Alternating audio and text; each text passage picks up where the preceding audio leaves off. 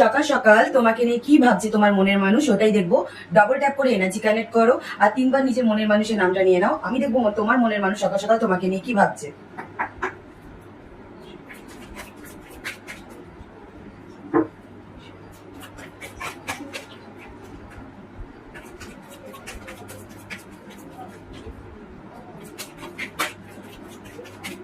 সকাল সকাল তোমার মনের মানুষ তোমাকে নিয়ে কি ভাবছে সেটাই দেখবো।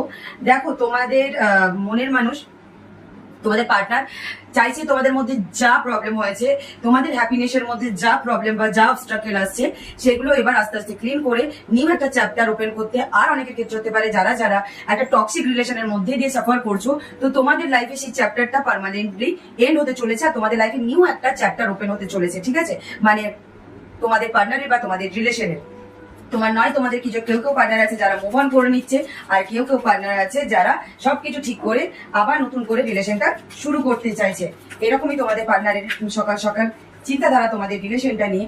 আর তার সাথে সাথে যেহেতু আমি বললাম যে অনেকের ক্ষেত্রে মুভ অনের ব্যাপারটা আছে, কারণ কারণ তার তোমার পার্টনার বিভৎসভাবে স্যাডনেসের মধ্যে দিয়ে যাচ্ছে তোমার নিয়ে কোনো ডিসিশনের জন্য। তোমার পার্টনারের খারাপ লাগছে আর তোমার পার্টনার সামাও অনেকে ওয়েট করছে আর অনেকে চাইছে যে মুভ অন করে যেতে, কারণ তোমার পার্টনার তোমাকে চাইলেও সর্বক্ষণ তার মাথার মধ্যে তুমি ঘুরে বেড়াচ্ছ, ডে ড্রিমিং করে বেড়াচ্ছে, সে কোনোভাবে কাজে ফোকাস করতে পারছে না।